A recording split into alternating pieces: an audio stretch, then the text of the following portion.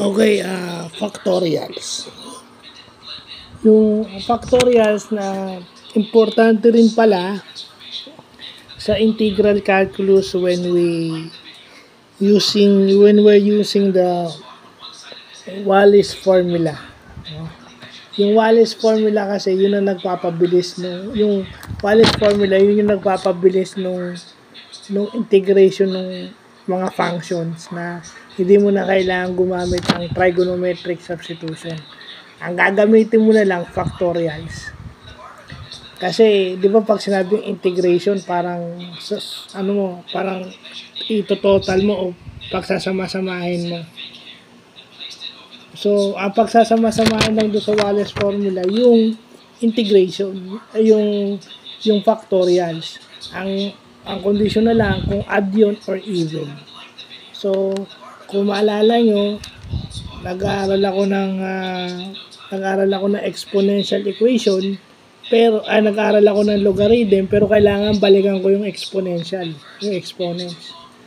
So, nag-aaral ako ng logarithm, pero kailangan balikan ko yung exponential equation at saka yung exponents na itutuloy pa natin later on. So, yun yung importante. Kung gusto natin matuto ng mga bagay sa math, kailangan may prerequisite nga na sinasabi. So, pag-aaralan ko muna yung factorials, yung especially yung kailangan doon, yung double factorials. Pero sasama ko na lahat yung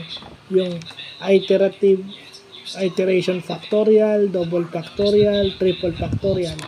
At saka yung special factorial na 0 at saka 1. 0 factorial at saka 1 factorial. So, yun lang, no? Magandang natututunan natin itong mga ganito. Kasi para may alam tayo. There's nothing wrong kung bumalik ka. Kasi itong factorials is important. Ito ang isa sa math skills na kailangan ng mga graduate ng IT at saka computer science at yung mga students ng IT at computer science na kung saan pasok ako. So, kailangan ko rin talaga to as an individual. Siguro nga, yung kailangan ko sinasabi na hindi naman na, sa tingin ng iba, hindi na nila kailangan to. What they learn in school is enough. Pero sa akin, gusto kong ma-extend. Kasi pag na-extend mo siya, doon mo lang malalaman na ang lawak pala nun. Kumbaga, itinuro lang sa iyo yun para madalian ka.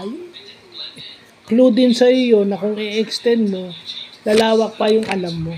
Hindi ka pwede makontento ka na lang at mag-aantay ka na lang kung kailan mo siya gagamitin.